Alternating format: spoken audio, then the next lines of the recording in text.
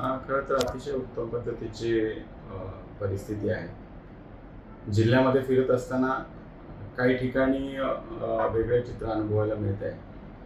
परंतु राज्यामध्ये असलेलं महायुतीचं सरकार आणि केंद्रामध्ये असलेलं महायुतीचं सरकार, आमच्या सर्वच नेत्यांनी जिथे-जिथे युती शक्य आहे, त्या ठिकाणी युती करावी. जिथे शक्य नाही, अगदीच अशक्य आहे, त्या ठिकाणी वेगळं लढलं तरीसुद्धा महायुतीच्या घटक पक्षावरती जरी टीका किंवा अतिशय कलुषित होतील अशा पद्धतीचं बोलू नये, अशा पद्धतीच्या सूचना सर्वांना केलेल्या आहेत. त्याच्यामुळे एकंदर या निवडणुकांनंतर जिल्ह्यातलं चित्र निश्चितपणाने स्पष्ट होईल आणि महायुती भक्कमपणाने एकत्र आहे, ती एकत्रित राहील.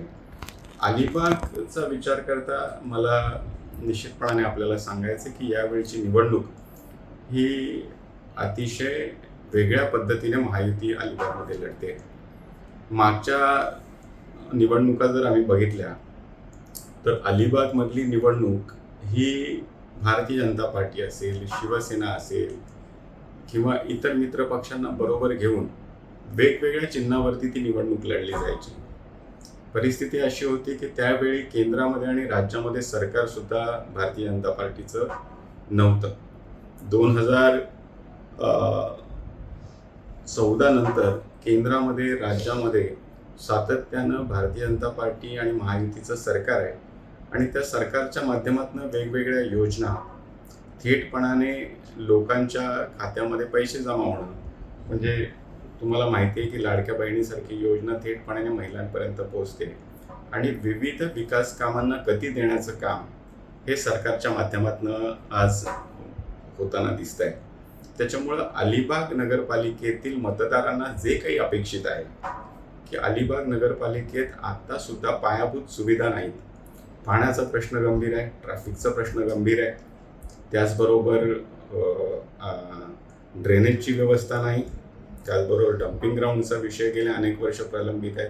हे बेसिक विषय सोडवण्यामध्ये मागच्या सत्ताधाऱ्यांना अपयश आल्याचं स्पष्टपणे दिसतंय आणि अशा परिस्थितीमध्ये आम्ही लोकांना हेच आवाहन करतोय की एक वेळा भारतीय जनता पार्टी आणि शिवसेना युतीला आपण सत्ता देऊन बघितली तर निश्चितपणाने लोकांचे हे जे काही बेसिक विषय आहेत ते मार्गी लागतीलच. पण एक हायटेक सिटी म्हणून अलिबागचं नाव हे पर्यटनाच्या दृष्टीने अत्यंत जगामध्ये नावलौकिक असलेलं सिटी आहे.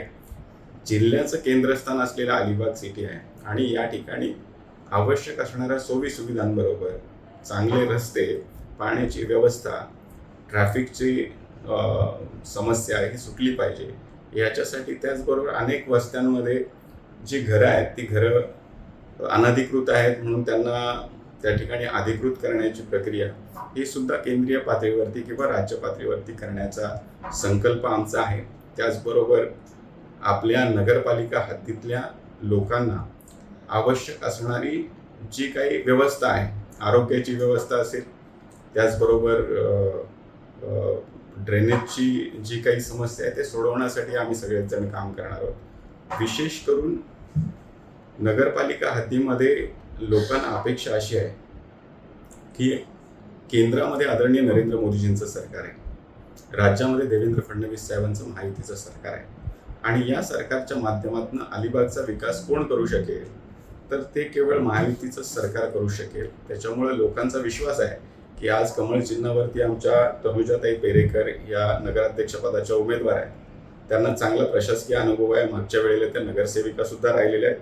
सगळे नगरसेवक हे भारतीय जनता पार्टी आणि शिवसेनेच्या चिन्हावरती उभे आहेत, म्हणजे एका ठिकाणी कमळ आहे, एका ठिकाणी शिवसेनेचा धनुष्यबाण आहे आणि लोकांच्या मनामध्ये दुर्दम्य असा विश्वास निर्माण झाला आहे की नाही, अलिबागमधले प्रश्न कोण सोडवू शकेल तर हीच लोक सोडवू शकतील. तनुजाताई पेरेकर असतील, त्या नगराध्यक्ष झाल्या तरच शहरातले प्रश्न, नगरपालिका हद्दीतले प्रश्न सुटतील.